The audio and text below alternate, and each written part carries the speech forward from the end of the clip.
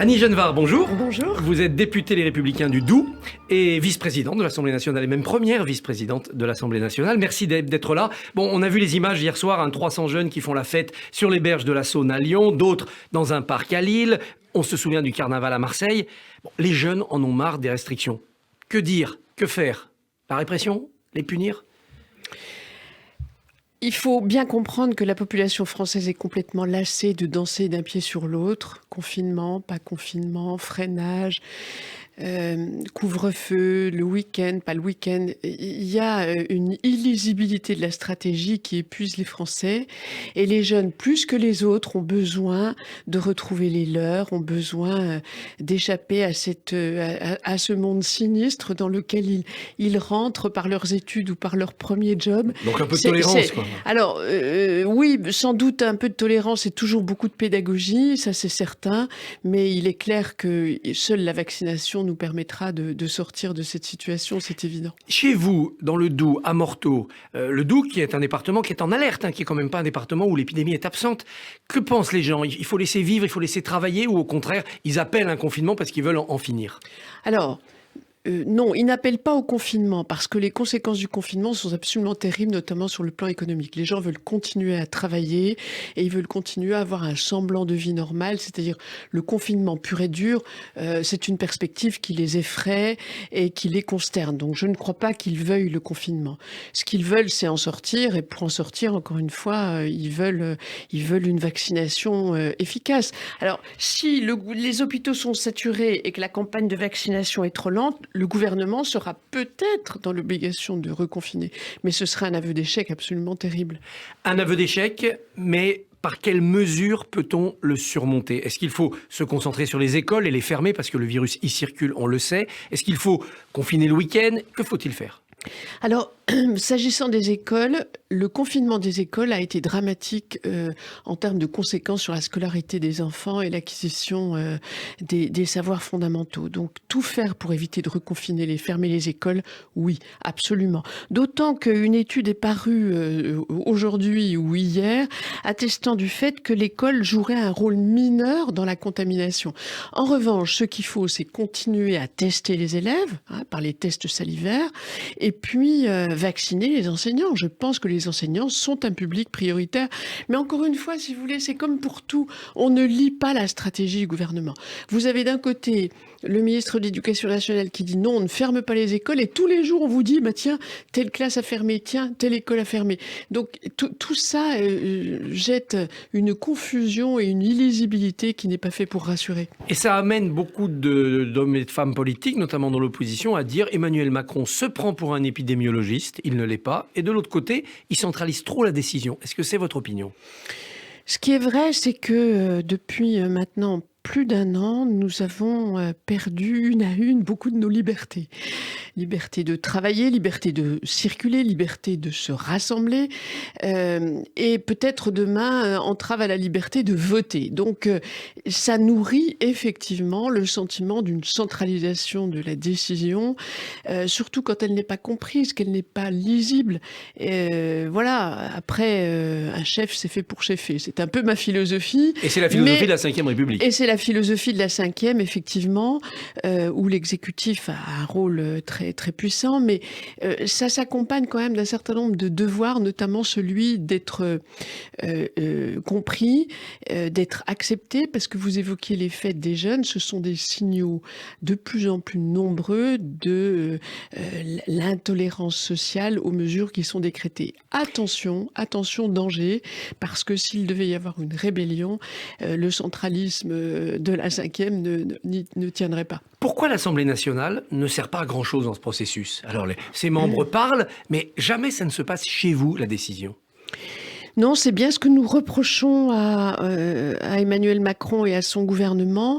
L'état d'urgence sanitaire a finalement installé une situation exorbitante du droit commun, parce que la 5e, c'est un exécutif fort, mais c'est aussi un Parlement qui devrait l'être. Or, il ne l'est plus. On a beaucoup gouverné par ordonnance, un état d'urgence sanitaire qui se prolonge, et même dans la façon de conduire les choses à l'Assemblée nationale, on recourt de plus en plus souvent au temps législatif programmé, à l'irrecevabilité d'amendements. Tout ça induit l'idée que le Parlement est finalement un rôle secondaire, et c'est quelque chose qui n'est pas acceptable. C'est un des fondements de notre démocratie. Le Parlement doit être respecté. L'état d'urgence est en vigueur jusqu'au 1er juin. On ne sera pas tous vaccinés le 1er juin. Une demande de prolongation va être formulée. Est-ce que vous la voterez ? Non, nous avons, demandé lors du dernier vote de l'état d'urgence sanitaire à ce qu'il puisse y avoir une réinterrogation régulière du Parlement pour que le Parlement ait son mot à dire dans l'état d'urgence sanitaire qui nous prive quand même de beaucoup de nos libertés. Donc nous n'étions pas pour une prolongation jusqu'en juin. Et là, on parle d'une extension jusqu'en septembre. Donc nous voulons être consultés. Et ça vous semble excessif, ou vous pensez qu'à partir du moment où les Français sont vaccinés, il faut reprendre la vie des institutions normales, quitte parfois à accélérer, mais en sortant de l'état d'urgence ? Pour moi, c'est une évidence. Si on se vaccine, ça veut dire que corollairement, on regagne des libertés. Oui. Sinon, alors, ce n'est qu'une partie de la fonction de la vaccination. C'est se protéger de la maladie, mais c'est aussi retrouver une vie sociale, une vie amicale, une vie professionnelle la plus normale possible. C'est le combat majeur, la vaccination. Vous reconnaissez que ça accélère depuis quelques jours ? Vous ne le voyez pas sur le terrain. Est-ce que dans le Doubs, on vaccine plus qu'il y a 15 jours ? Écoutez, au dernier point sanitaire qui a été fait la semaine dernière, ça n'avait pas la force de l'évidence. Hein. C'est-à-dire que les structures sont prêtes, on pourrait vacciner massivement, on ne le fait pas faute de vaccins. Donc ça n'a pas encore eu des effets majeurs sur le terrain. J'espère que ça viendra parce que le gouvernement a pris l'engagement de vacciner 10 millions de personnes au 15 avril. Alors je ne sais pas si c'est 10 millions de premières injections ou 10 millions de deux injections. Hein, 10 millions de premières, on y sera. 10 millions de secondes, oui, on n'y sera pas. Oui, on n'y sera pas. Au fond, ça rejoint aussi la question du report des élections. Mais peut-être on va en parler, c'est la question suivante. Ces élections prévues le 13 et le 20 juin. On apprend que peut-être le gouvernement pourrait, avec l'article 51 de la Constitution, demander au Parlement de voter pour ou contre ce calendrier des régionales. Est-ce que la méthode vous plaît ? Le Parlement décide et savez-vous ce que vous répondrez ? Alors, les Républicains sont résolument hostiles au report des élections régionales. Je rappelle qu'elles ont déjà été reportées une fois. Je rappelle aussi que c'est dans l'esprit d'Emmanuel Macron depuis déjà de nombreux mois, puisque je me rappelle l'avoir interrogé aux questions au gouvernement en juillet dernier. Il avait évoqué l'hypothèse de reporter les régionales après la présidentielle. Tout à fait. Pour profiter, disait-il, du plan de relance, oui. Que les présidents de région puissent... C'est un bon argument quand même. Alors, c'est un argument facialement qui n'est pas mauvais, sauf que quand on considère que c'est une élection que perdra probablement la République en marche, premièrement.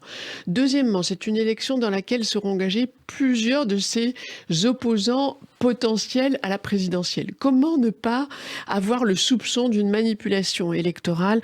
On ne reporte pas une élection parce qu'on a peur de la perdre, on ne confine pas la démocratie. 12 pays ont organisé des élections en Europe, y compris des élections nationales. Je ne vois pas pourquoi nous ne serions pas en capacité de procéder à ces élections régionales en juin. Ou alors, ça voudrait dire que dans 2 mois et demi, normalement, la vaccination aura progressé. Ça voudrait dire que le gouvernement anticipe son propre échec en matière de couverture sanitaire pour justifier d'un report des régionales. La méthode, faire voter le Parlement, chacun prend ses responsabilités, ça vous convient ? Alors oui. Le MoDem, par exemple, votera pour le report, ils l'ont dit. Oui. Bien sûr, chaque fois que le Parlement est consulté, ça va de soi, on ne peut qu'y souscrire. Je ne sais pas s'il y aura un vote. Il y aura un débat, c'est certain. Je ne sais pas s'il y aura un vote. Je sais que le président de l'Assemblée nationale y est favorable, mais je ne sais pas ce qu'en pense le Premier ministre, puisque là, c'est le gouvernement qui a l'initiative. Et je ne sais pas non plus quelles sont les consignes qui seront données au groupe La République En Marche. Parce qu'un vote, évidemment, la majorité étant majoritaire, si depuis l'Élysée on dit non report, ça sera plié. voilà, ce sera le doigt sur la couture du pantalon. Alors, une élection élection en chasse une autre, il y a la présidentielle. Vous avez déclaré il y a quelques jours, la droite devra se rallier derrière le plus rassembleur. Est-ce que vous sous-entendez que ce sont les sondages qui, à l'automne, vont dire à la droite « Oh, notre préféré parmi vos candidats, c'est celui-ci, c'est celle-là ». Les sondages sont toujours un élément. Ça ne peut pas être le seul élément. C'est quoi être rassembleur alors ? Alors, ça veut dire être capable de porter les valeurs de notre famille politique, et je n'ai aucun doute sur aucun des candidats potentiels. Ils sont tous absolument conformes aux valeurs qui sont les nôtres. Xavier Bertrand, dans son interview, montre bien l'importance qu'il accorde aux régaliens. Valérie Pécresse intervient souvent sur les questions... Laurent Wauquiez, Bruno Retailleau. Même si ça fait un spectre assez large. Ça fait un spectre assez large, mais sur les fondamentaux, c'est-à-dire l'importance du travail, de la responsabilisation, la valorisation de la nation, l'importance du respect de l'ordre public. Enfin bref, sur tout un tas d'idées socles, ils sont raccords. Alors le petit plus. Alors le petit plus, quand je dis être capable d'être le plus rassembleur, ça veut dire ne pas déclencher une guerre de tranchées entre nous. C'est ça. Pour moi, la responsabilité qui est celle de la droite aujourd'hui est d'arriver à avoir suffisamment de conscience du danger qui nous guette pour dire, voilà, celui-là d'entre nous est capable de battre Emmanuel Macron ou de battre Marine Le Pen selon les configurations. Et donc, rangeons-nous derrière lui. Mais la primaire, finalement, même s'il y a des mauvais souvenirs, ça crée du rassemblement. Il y a un premier tour, un deuxième tour. Il faut bien que le vainqueur rassemble son camp. C'est un bon système. Cher Christophe Barbier, comme j'aimerais que vous ayez raison, moi j'ai vu tout le contraire. J'ai vu tout le contraire. J'ai vu des écuries, j'ai vu des gens qui transformaient des différences en fossés irréconciliables, j'ai vu des pics pour abîmer l'autre, y compris d'ailleurs avec un peu de mauvaise foi souvent, et j'ai vu surtout une impossibilité de se rassembler au deuxième tour, ou du moins du bout des lèvres. Donc j'ai vu tout le contraire.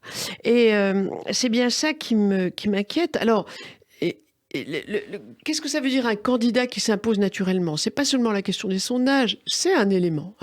Mais on sent bien quand il y a derrière un candidat une force puissante parce que sur le plan de l'opinion publique... Il correspond à un moment. On voit qu'il émerge, il y a quelque chose qui se passe comme ça s'est déjà passé autrefois avec des candidats. On sent qu'ils sont... Nicolas Sarkozy, il y a quelque chose, il se passe quelque chose. Il se passe quelque chose. Le sondage Odoxa de la semaine dernière, est-ce que vous adhérez ? Est-ce que vous avez une envie ? 67% pour Xavier Bertrand. Il a 20 points d'avance sur Valérie Pécresse et Laurent Wauquiez. Oui. Est-ce que la messe n'est pas déjà dite ? Peut-être, mais c'est encore un peu tôt pour le dire. Christian Jacob a fixé un calendrier auquel je souscris. Si on y va dès maintenant, il y a les régionales entre-temps. C'est aussi une des raisons pour lesquelles nous voulons les régionales en juin. Je pense qu'en septembre, au fond, vous savez, dans toutes les élections présidentielles, le choix du candidat, c'est toujours fait à l'automne. Donc il se fera à ce moment-là. Et s'il faut en passer par un système de départage, comme dit Gérard Larcher, ce sera vraiment en ultime recours. Mais si on peut l'éviter, ce serait mieux. Annie Genevard, merci. Bonne journée.